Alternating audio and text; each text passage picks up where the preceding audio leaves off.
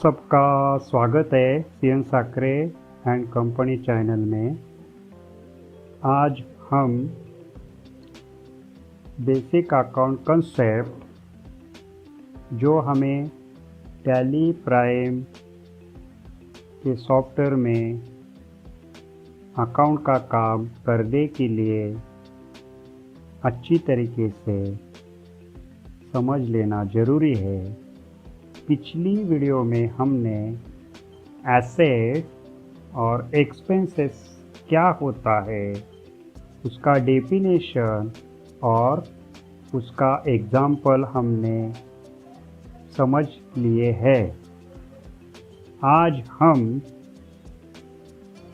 Capital और liability क्या होता है वो अच्छी तरीके से एग्जाम्पल के साथ समझ लेते हैं।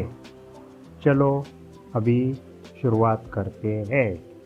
पिछली बार हमने देखा कैपिटल किसे कहते हैं, तो कैपिटल क्या होता है इसका हमें विचार करना ज़रूरी है।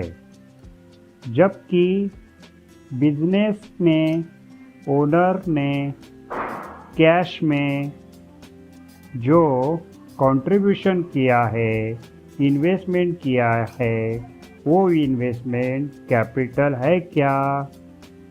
नहीं, ये कैपिटल नहीं। क्यों? क्योंकि ये तो कैश है और कैश क्या होती है? कैश तो एसेट होती है। एक बार फिर बताता हूँ। आज हमें कैपिटल का कंसेप्ट समझ लेना है। कैपिटल क्या होता है? जबकि एक बिजनेस है, उसमें आप ओनर है और आपने कैश में बिजनेस में आपने खुद के बिजनेस में इन्वेस्टमेंट किया। ये इन्वेस्टमेंट आपका कैपिटल है क्या? नहीं, तो ये कैपिटल नहीं है। क्यों नहीं है? क्योंकि ये तो कैश है और कैश क्या होती है? अकाउंट क्या बोलेगा? ये तो कैश है और कैश तो एसेट है। जब हमें अकाउंट में मास्टर बनना है तो ऐसे उत्तर अपेक्षित नहीं है। चलो अभी हम एक बैलेंस शीट देखते हैं। जबकि आप श्रीराम कंपनी है, जबकि आप एक श्रीराम कंपनी है और वो कंपनी के आप मालिक है। आपने कंपनी में 5 लाख रुपए कैश इन्वेस्टमेंट किया। ये आपका कैपिटल है कि नहीं? हाँ है। जरा सोचो, कंपनी को क्या मिला? तो 5 लाख रुपए रोक स्वरूप में कैश मिला। इसलिए ये कैश कंपनी की एसेट है। तो अकाउंट कहता है कैश ये एसेट होती है और जिस समय आप ओनर बनते हैं उस समय आपका और कंपनी का अस्तित्व अलग अलग बनता है। आप अलग है, कंपनी अलग है। फिर बताता हूँ। आपने आपकी एक कंपनी श्रीराम कंपनी, उस कंपनी के आप मालिक हो। आपने बिजनेस चलाने के लिए 5 लाख रुपए कैश कंट्रीब्यूशन किया बिजनेस में। तो ये आपका कैपिटल तो है। ये तो आधा सत्य है। पूरा सत्य क्या है? अकाउंट क्या बोलेगा? ये तो 5 लाख रुपए आपने जो जमा किया ये तो कैश है और कैश तो एसेट होती है। जिस समय आप वो कंपनी के ओनर बनते हो उसी समय कंपनी अलग बनती, कंपनी का अस्तित्व व्यवहार अलग रहता है और आपका व्यवहार अलग रहता है। वो अलग अलग आप बनते हैं दोनों। और विस्तृत स्वरूप से देखने के लिए चलो हम नीचे दिए गए बैलेंस शीट में जो एंट्री है वो समझ लेते हैं। देखो, ये श्रीराम कंपनी का बैलेंस शीट है। उसमें आपका कैपिटल 25 लाख रुपए है और बैंक से लोन लिया है 10 लाख रुपए। आपका टोटल वर्किंग कैपिटल 35 लाख रुपए है, जिसमें से कैश बचा है 7 लाख, बिल्डिंग है 20 लाख रुपए की और मशीन है 8 लाख रुपए की। ऐसी टोटल प्रॉपर्टी है अपनी 35 लाख की श्रीराम कंपनी की। एक बार फिर बताता हूँ। श्रीराम कंपनी का ये बैलेंस शीट है, उसके आप मालिक हो। आपने कंट्रीब्यूशन किया है 25 लाख। 25 लाख में से आपने 5 लाख रुपए कैश इन्वेस्ट किया और 10 लाख रुपए बैंक ने कैश में लोन दिया। टोटल अपने पास 15 लाख रुपए कैश थी, उसमें से 8 लाख का मशीन लिया, 7 लाख का कैश बचा। और आपने अपना खुद का बिल्डिंग बिजनेस चलाने के लिए कंट्रीब्यूशन किया, उसका जो वैल्यू था 20 लाख रुपए। तो आपने शुरुआत में 5 लाख रुपए कैश और 20 लाख की बिल्डिंग, ऐसे मिला के 25 लाख आपका कैपिटल है। और बैंक ने 10 लाख रुपए लोन दिया कैश में, उसमें से आपने 8 लाख का मशीन परचेस किया और 2 लाख रुपए कैश बैलेंस और आपका दिया हुआ 5 लाख, ऐसा 7 लाख रुपए अपना कैश इन हैंड बचा है। तो अपना ये बैलेंस शीट समझ लेने के लिए विस्तृत स्वरूप से आगे देखेंगे।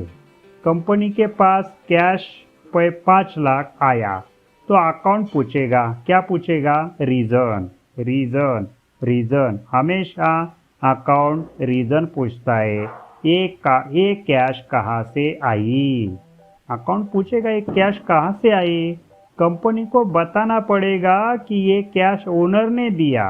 कंपनी को बताना पड़ेगा ये कैश ओनर ने दिया, तभी अकाउंटेंट उसकी एंट्री रिकॉर्ड करेगा। अकाउंट काम करता है, कैसा काम करता है? डबल एंट्री पे, कहाँ से आया और कहाँ गया। एक कैश किसने दिया और कहाँ इन्वेस्ट हुआ, कहाँ बैंक में गया कि कैश इन हैंड हुआ और किसने दिया। तो हर एक एंट्री की, हर एक ट्रांजैक्शन की डबल एंट्री होती है। अकाउंट काम करता है डबल एंट्री में। देखिए, चलो आगे जाके सोचते, जरा विस्तृत स्वरूप से समझते हैं। कंपनी का एक ओनर है समझो, तो हम उसे कैपिटल रिकॉर्ड करते हैं। प्रोप्राइटर फर्म है तो उसमें हम लायबिलिटी में कैपिटल नाम डालते हैं। अगर पार्टनरशिप फर्म है तो हम ए कैपिटल, बी कैपिटल, सी कैपिटल, जितने पार्टनर है 3, 4, 5 पार्टनर, तो उनके ऐसे नाम डालते हैं। अगर बड़ी कंपनी है तो सबके तो नाम नहीं डाल सकते। आपको तो मालूम है कि अकाउंट इज एन आर्ट, है क्या नहीं? अकाउंट एक कला है, तो उसमें क्या डालेंगे, उसमें क्या रिकॉर्ड करेंगे? शेयर कैपिटल लिखेंगे। चलो अभी एक उदाहरण देखते हैं। कंपनी को एक बिल्डिंग की रिक्वायरमेंट है। कंपनी को एक बिल्डिंग की रिक्वायरमेंट है। ओनर ने खुद की बिल्डिंग बिजनेस के काम में उपयोगी लाई। ओनर था, उसने क्या किया, खुद की जो बिल्डिंग थी वो बिजनेस चलाने के लिए कंट्रीब्यूशन किया। तो बताओ कंपनी के पास क्या बढ़ा? कंपनी के पास एसेट, बिल्डिंग बढ़ी, कैपिटल बढ़ा, ऐसा न बोलो। कंपनी के पास कैपिटल नहीं बढ़ा, वो तो लायबिलिटी है। क्या बढ़ा? तो बिल्डिंग बढ़ गई। उसकी कीमत थी 20 लाख रुपए। बिल्डिंग किसने दी? तो ओनर ने। उसे भी रिकॉर्ड करना पड़ेगा। अकाउंट रीजन पूछेगा, ये 20 लाख बिल्डिंग किसने कंट्रीब्यूशन किया, किसका है? तो ओनर का है। तो ओनर में कैपिटल में वो 20 लाख रुपए दिखा के यहाँ बिल्डिंग एसेट बढ़ेगी। अभी क्या हुआ? आपका कैपिटल 5 लाख रुपए कैश। कुल कैपिटल कितना हुआ? 5 लाख रुपए कैश और 20 लाख की बिल्डिंग। ऐसे 25 लाख बैलेंस शीट में रिकॉर्ड होगा। कैपिटल कितना रिकॉर्ड होगा? 25 लाख रुपए। चलो और एक उदाहरण देखते हैं। कंपनी ने बैंक से 10 लाख रुपए लोन लिया। तो बताओ कंपनी के पास क्या आया? कंपनी के पास कैश आया और चेक आया। यहाँ कैश आया है। कैश तो इतना आता नहीं, एग्जाम्पल समझाने के लिए दिया है। कंपनी के पास क्या आया? Cash I. लोन आया ऐसा ना बोलो। कंपनी की पास कैश आई। कंपनी के 5 लाख कैश में 10 लाख रुपए कैश ऐड होगी, तो अभी कुल कैश 5 लाख जो ओनर ने कंट्रीब्यूशन किया है और 10 लाख रुपए बैंक ने लोन दिया है, ऐसी टोटल कैश 15 लाख रुपए रिकॉर्ड होगी। और ये 10 लाख रुपए कैश किसने दिया? तो बैंक ने ये भी रिकॉर्ड होगी, है क्या नहीं। 5 लाख रुपए कैश ओनर की और 10 लाख रुपए बैंक की कैश, ऐसी 15 लाख रुपए कैश रिकॉर्ड होगी। उसमें से 10 लाख रुपए कैश किसने दिया, तो बैंक ने, वो भी रिकॉर्ड होगी, है क्या नहीं। ये तो आपको आइडिया आ गया। चलो आगे जाके विस्तृत स्वरूप में देखते हैं। अभी श्रीराम कंपनी की टोटल प्रॉपर्टी कितनी हुई, टोटल प्रॉपर्टी बनी 35 लाख हुई। हम बैलेंस शीट पढ़ सकते हैं, है क्या नहीं। कोई बोलेगा इसे कैसे आप बैलेंस शीट पढ़ सकते हैं, हम पढ़ सकते हैं। उसमें 25 लाख रुपए ओनर का कंट्रीब्यूशन किया है, उसमें उसे अकाउंट में कैपिटल रिकॉर्ड किया है, उसे अकाउंट ने कैपिटल रिकॉर्ड किया है, और 10 लाख रुपए बैंक ने कंट्रीब्यूट किया, उसे अकाउंट ने लोन दिखाया है। इतना तो हम बता सकते, पढ़ सकते। जबकि कंपनी ने कैश 15 लाख में से 8 लाख की मशीन परचेज की। अभी वो जो 15 लाख रुपए कंपनी के पास कैश है, उसमें से 8 लाख की मशीन कंपनी ने परचेज की। तो अभी बताओ एंट्री कैसे रिकॉर्ड होगी, ये एंट्री कैसे रिकॉर्ड होगी, कैश कितनी बचेगी। अभी 15 लाख रुपए कैश है, उसमें से 8 लाख रुपए की मशीन हम परचेस कर रहे हैं, तो 7 लाख रुपए कैश रहेगी, और 8 लाख से हमारी मशीन जो एसेट है वो बढ़ेगी। अभी बताओ कंपनी ने कैश में से मशीन परचेस की।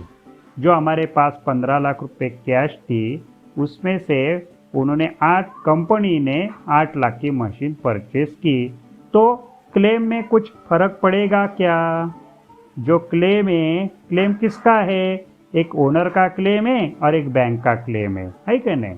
ओनर का क्लेम को बोलते हैं कैपिटल, और बैंक के लोन को बोलते हैं लायबिलिटी, आउटसाइडर, है क्या नहीं। तो उसमें कुछ फर्क पड़ेगा क्या, कुछ भी फर्क पड़ेगा नहीं, क्योंकि ये सारी प्रॉपर्टी कंपनी की है। कंपनी अपने हिसाब से एसेट को बदलने का अधिकार रखती है। जब मालिक ने, ओनर ने जब बिल्डिंग कंट्रीब्यूशन किया, 5 लाख रुपए कैश कंट्रीब्यूशन किया, और बैंक ने 10 लाख रुपए लोन के स्वरूप में कंट्रीब्यूशन किया, तो अभी जितनी जो 35 लाख की टोटल प्रॉपर्टी, उसमें कुछ भी बदल करने का अधिकार सिर्फ कंपनी को है। तो उसमें क्लेम में कुछ भी फर्क पड़ेगा नहीं। अभी बताओ कैपिटल क्या होता है। अभी ये कैपिटल की कंसेप्ट समझने के लिए हमने ये सब उदाहरण लिए। तो कैपिटल क्या होता है, capital is a claim of owner in total asset of business. Total asset में, बिजनेस के टोटल एसेट में जितना ओनर ने जितना कंट्रीब्यूशन किया है, इन्वेस्टमेंट किया है, उसे कैपिटल कहते हैं। टोटल एसेट में जितना कंट्रीब्यूशन किया है उसे कैपिटल कहते हैं। Capital is a claim, capital एक क्लेम है किसका, ओनर का, इसमें इन टोटल एसेट ऑफ बिजनेस के टोटल एसेट में। और लायबिलिटी क्या होती है, तो liability is also claim. Liability भी एक क्लेम है, पर किसका, ऑफ आउटसाइडर।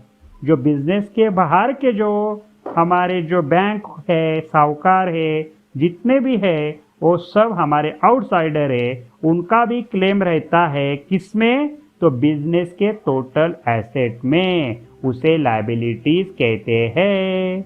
ये दो वर्ड हमें समझने के लिए इतना सब समझना जरूरी है। इसके पहले हमने एसेट और एक्सपेंसेस का वर्ड हमने पहली वीडियो में समझ लिया। आज हमने कैपिटल और लायबिलिटी का जो डेफिनेशन है वो हम अच्छी तरीके से उदाहरण के साथ समझ लेने का प्रयत्न कर रहे हैं। चलो अभी आगे जाते हैं। बैलेंस शीट में ओनर का क्लेम है 25 लाख का, और आउटसाइडर यानी बैंक का क्लेम है 10 लाख का। इतना तो आपको आइडिया आ गया। अभी आगे जाते हैं। चलो अभी जो हमने जो 4 जो वर्ड है जो अकाउंट के, वो फिर एक बार समझ लेते हैं। एसेट किसे कहते हैं? कोई भी वैल्यू जो फ्यूचर में बेनिफिट देने वाली है उसे हम एसेट कहते हैं। फ्यूचर में बेनिफिट देने वाले वैल्यू को हम एसेट कहते हैं। कैपिटल किसे कहते हैं? Capital is a claim of owner in total asset of business. और liability is also claim and obligation of outsider in total asset of business. इतना समझ में आया? चलो अभी आगे जाके और एक्सपेंसेस भी जिस वैल्यू का हम बेनिफिट ऑलरेडी ले चुके हैं, फिर उस एक्सपेंसेस का उस वैल्यू का हम पेमेंट अभी कर रहे हैं। जो बेनिफिट हमने लिया है, जिससे हमने बेनिफिट लिया है ऑलरेडी, उसका पेमेंट हम आज पेड कर रहे हैं, नहीं तो बाद में पेड करने वाले, उसका कोई मतलब नहीं। पर हमने सर्विस को रेंडर्ड किया तो हमारा वो एक्सपेंसेस हुआ। हमने सामने वाले का बेनिफिट लिया। हमने सर्विस को रेंडर नहीं, हमने सामने वाले से बेनिफिट लिया तो हमारा एक्सपेंसेस होता है। हमने सर्विस को रिसीव्ड किया, रेंडर नहीं, हमने सर्विस को रेंडर नहीं रिसीव्ड किया तो हमारा वो क्या बनता है? एक्सपेंसेस बनता है। बेनिफिट ऑलरेडी बेनिफिट लेना एक्सपेंसेस होता है, तो उसका पेमेंट हमें अभी करेंगे नहीं तो बाद में करेंगे, उसका कोई मतलब नहीं। ऊपर के जो 4 शब्द है, 4 वर्ड है, में से शब्द में ध्यान में रखेंगे क्या? उसमें से एक शब्द बहुत जरूरी है, टोटल एसेट। ये शब्द बहुत ही महत्वपूर्ण है। चलो अभी एक उदाहरण देखते हैं। जबकि श्रीराम कंपनी आपकी है, श्रीराम कंपनी के आप मालिक हो और मैं एक लेमैन हूँ, एक साधारण पर्सन हूँ, लेमैन हूँ, मैं अकाउंट नहीं जानता। मैं आपके पास आया और आपको पूछा कि भाई ये जो बैलेंस शीट में आपने जो 25 लाख का कैपिटल दिखाया है, इसका मतलब क्या है, इसका अर्थ क्या है, मुझे ज़रा समझाओ। अभी देखो, अभी चलो हम फिर से बैलेंस शीट देखते हैं। हमारा बैलेंस शीट है, उसको पढ़ते हैं, हम देखते हैं क्या है बैलेंस शीट। वो लेमैन पूछ रहा है, लेमैन जो है ऐसा, मैं एक लेमैन हूँ, मैं आपको पूछ रहा हूँ, जरा बताइए हमें ये कैपिटल 25 लाख रुपए है, इसका मतलब क्या है। तो अभी आप क्या बता रहे हैं मुझे? देखो, कंपनी बता रही मुझे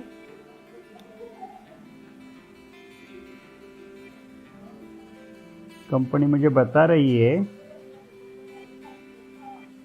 कि कंपनी का मालिक यानी आप मुझे समझाते हैं कि मेरा क्लेम 25 लाख है। क्या बता रही है? ये जो कैपिटल जो 25 लाख दिख रहा है वो मेरा 25 लाख का क्लेम है। उसमें 5 लाख मैंने कैश कंट्रीब्यूशन किया है, उसमें 5 लाख मेरा है और 20 लाख की बिल्डिंग भी मैंने कंट्रीब्यूशन की है, वो भी मेरी है। ये मुझे समझाते हैं। तो ये उत्तर योग्य है क्या? ये जो बताया कंपनी के मालिक ने, ये बराबर है क्या? आपको जो उत्तर दिया ये अर्ध सत्य है, यानी ये पूरा सत्य नहीं है। क्या अर्ध सत्य है? तो 25 लाख का मेरा कंपनी में क्लेम है, ये बराबर है। आप जो मुझे बता रहे 25 लाख का मेरा क्लेम है तो ये बराबर है, पर उसमें जो क्लेम है, क्लेम में से 5 लाख रुपए मेरा कैश है और 20 लाख की मेरी बिल्डिंग है। ये जो मुझे समझाया ये गलत है, ये उत्तर गलत है। ये आधा सत्य बताया, वो आधा सत्य है, आधा सत्य गलत है, मुझे पूरा सत्य नहीं है। तो अभी पूरा सत्य क्या है? क्योंकि ये कैश, बिल्डिंग और मशीन अभी कंपनी की है, इसलिए लेमैन को बताना पड़ेगा। क्या बताना पड़ेगा? टोटल प्रॉपर्टी में मेरा क्लेम 25 लाख का है। मैंने बताया टोटल प्रॉपर्टी, टोटल एसेट, ये शब्द बहुत ही इम्पोर्टेंट है। इसलिए का कैपिटल का जो ओनर है, ओनर वो क्या बताना पड़ेगा उसे कि ये जो टोटल प्रॉपर्टी है बैलेंस शीट में 35 लाख की, उसमें से 25 लाख का क्लेम मेरा है। ऐसा नहीं बता सकते कि मैं 5 लाख रुपए मेरा कैश है और 20 लाख मेरा बिल्डिंग है, ये तो गलत है। क्यों गलत है? आपको तो मालूम है कंपनी का डिसोल्यूशन, कंपनी का अस्तित्व नष्ट होता है ना, उस समय प्रथम जो आउटसाइडर यानी बैंक लोन वगैरह हम जिससे लेते हैं उनका क्लेम पेड करने के बाद ओनर का क्लेम दिया जाता है, ये तो आपको मालूम है। अभी मालिक यहाँ क्या बता रहा है, आप मुझे क्या बताते हैं का क्लेम जो है ना 25 लाख, उसमें से 5 लाख रुपए मेरा कैश है और 20 लाख का मेरा बिल्डिंग है। पर रूल क्या कहता है कि सबसे पहले आउटसाइडर का क्लेम पेड करने के बाद ओनर का क्लेम दिया जाता है। तो अभी हमें कैसे सोचना कि कैपिटल किसे कहते हैं, हमें अभी फीड करना हमारे बुद्धि में, क्या कैपिटल किसे कहते हैं? तो बिजनेस में टोटल प्रॉपर्टी में ओनर का कंट्रीब्यूशन जितना है यानी क्लेम जितना है उसे कैपिटल कहते हैं। अभी क्लियर हो गया? चलो रिलायंस कंपनी देखो, रिलायंस कंपनी का कैपिटल आप देखते हैं, बैलेंस शीट देखते हैं, उसमें 50 लाख रुपए आपको कैपिटल में दिखते हैं, तो आपके दिमाग में आता है 50 लाख रुपए तो इनकी कैश है, बिल्डिंग है, क्या है। तो अभी हम ऐसा सोचते हैं, हमारे दिमाग में ऐसा है, पर रूल क्या बताता है कि ओनर ने जितना कंट्रीब्यूशन किया है वो जो कंट्रीब्यूशन जो कैपिटल 50 लाख है उसमें रिलायंस कंपनी के प्रॉपर्टी में उसका क्लेम है। ऐसा हमें अभी सोचना चाहिए। ये जो हम सोचते हैं यार इतना बड़ा बैलेंस शीट है रिलायंस कंपनी का, उसमें जो 50 लाख रुपए कैपिटल दिख रहा है वो तो अभी इसमें तो 50 लाख में तो इसका तो कैश रहेगा, 50 लाख में तो ये बिल्डिंग उसकी तो नहीं, तो उसके टोटल प्रॉपर्टी में 50 लाख का क्लेम रहेगा। रूल ऐसा बताता है क्या नहीं? चलो आगे जाके अभी समझ लेते विस्तृत स्वरूप से कि अभी जो 4 शब्द हमने जो अभी समझ लिए। पहला शब्द था एसेट। एसेट का मतलब, एसेट का डेफिनेशन कोई भी वैल्यू जो फ्यूचर में बेनिफिट देगा वो हमारा एसेट होता है। Capital is a claim of owner in total asset को अंडरलाइन किया है of business, and liability is a claim and obligation of outsider in total asset, उनका भी टोटल एसेट में ही क्लेम रहेगा ऑफ बिजनेस। एक्सपेंसेस किसे कहते हैं? जिस वैल्यू का हम बेनिफिट ऑलरेडी ले चुके हैं, पेमेंट हुआ चाहे पेमेंट नहीं हुआ उसका कोई मतलब नहीं, हमने सामने वाले से बेनिफिट लिया तो उसे एक्सपेंसेस कहते हैं। चलो आज हम यहाँ हमारा अभी हम स्टॉप करते हैं, और अभी जो लास्ट हमारा जो वर्ड है इनकम, वो आगे के वीडियो में विस्तृत स्वरूप से उदाहरण के साथ हम समझ लेंगे। Thank you very much.